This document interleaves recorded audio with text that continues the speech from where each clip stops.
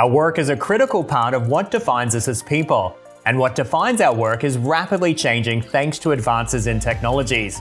From robotics to AI to IoT and beyond, we're reimagining the workplaces of the future and creating exciting new ways to be productive, inclusive, and accessible.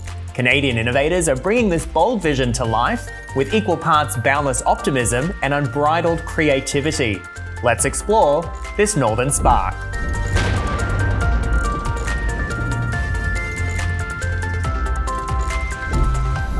Thanks for joining us on Northern Spark. I'm Michael Bancroft. And I'm Chris Pereira. Thanks a lot for being here with us today. Well, the future of work is something that touches all of us, and it's exciting to see Canadians play such a leading role in crafting it.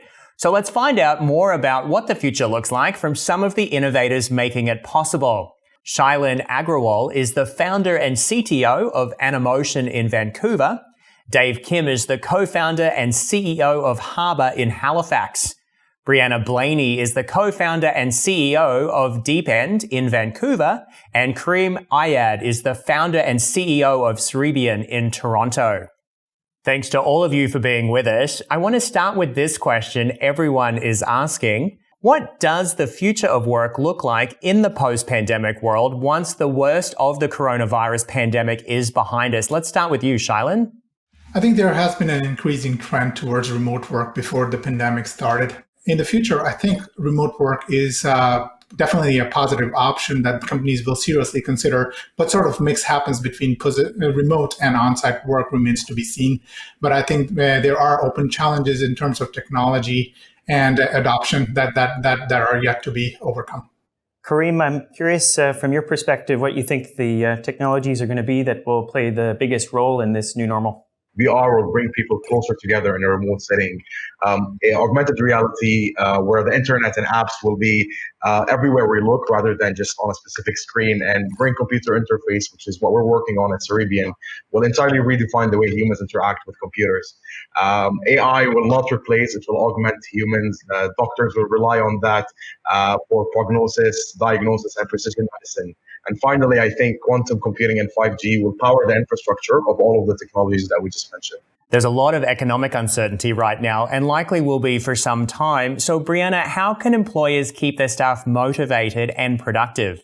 I think one of the largest contributions an employer can make to resolving some of this for their people is twofold. It's giving them choice and focusing heavily on communication and ensuring that your people understand what you've put in place to support them, the choices that you're able to give them around working flexibly should they need to support their children, or being in the office. Choice and communication, I think, are two of the strongest ways employers can support their people during times of uncertainty to keep them motivated and productive. Dave, do you think that remote collaboration technologies are going to make physical workplaces obsolete one day? No, I don't think so, not at all. I mean, collaboration isn't the problem. And I think that Brianna hit the nail on the head. It's all about culture. So the physical workplace is essential and will continue to be essential. And what you do with it will be a big part of why people will choose to work with you. And I think the biggest thing today is actually mandating that decision on the workspace models. So you really need to think about how you want that to affect your business and your workspace and drive it from the top down. Kareem, how will the physical workspaces of the future change as new technologies become part of our everyday lives? For example, if you and I are working, collaborating on the design of a car, we'd be doing that in real time, standing right in front of each other with the car in front of us in augmented reality and building the software. Robotics will automate a lot of certain jobs, but it will turn them into high-level managerial jobs, freeing up more creativity and more focus on customer service.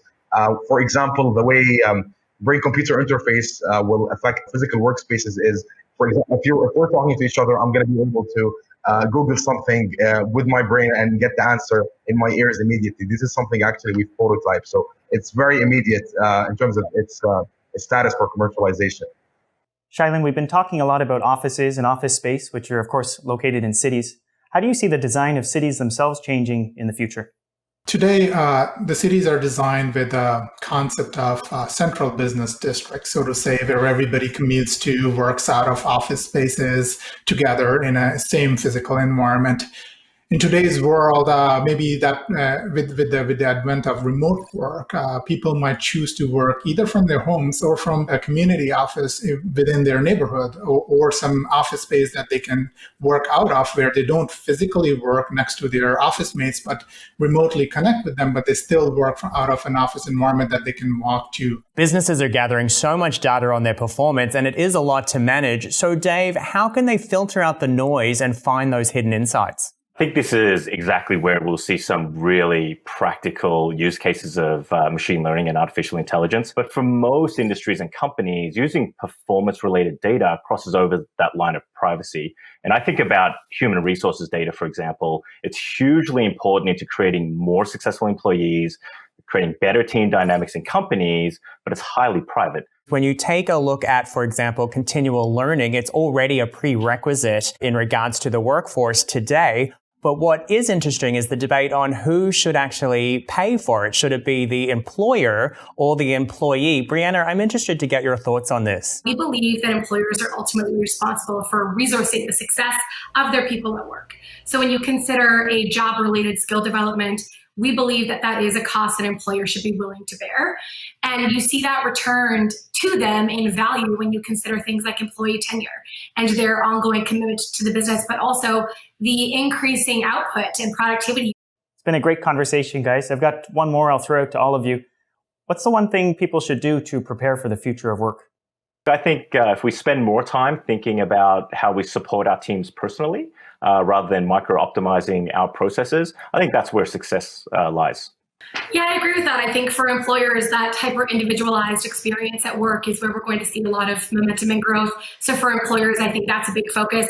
And when it comes to individuals and people, I would say focus on keep learning and be curious, because we've never seen the pace of change as rapid as it is now. I believe your biggest asset is your people. Focus on keeping your skills and the skills of your team competitive, and stay up to date on emerging tech, because innovation cycles are becoming shorter than ever. From an employee perspective, I think like time management has been critical, and it's even more so when you're working remotely, offline, disconnected physically from the rest of the world. So take breaks, walk around, but have a focused period of time when you're working so that you can be effective during that time, while also balancing your work and life. Fascinating conversation, guys, but we'll have to leave it there. Thanks so much for your time.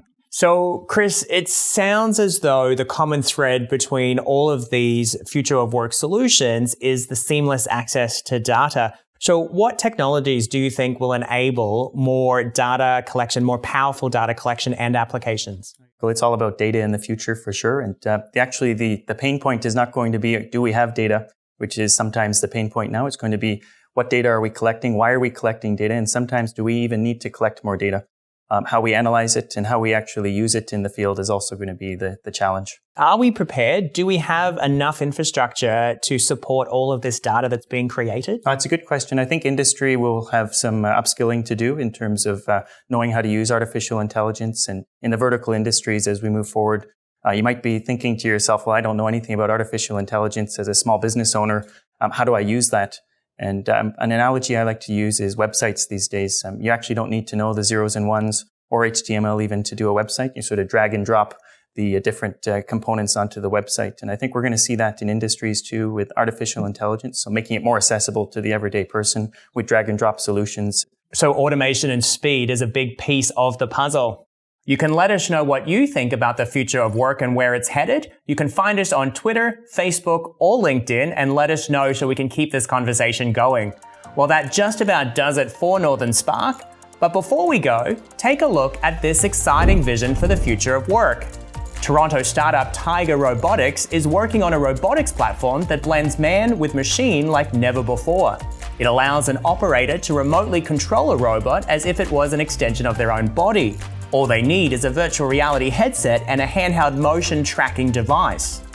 Tiger's vision system gives the operator a very detailed sense of depth and scale through the robot's eyes. This makes it possible to perform very precise movements and tasks using the robot's gripping arm.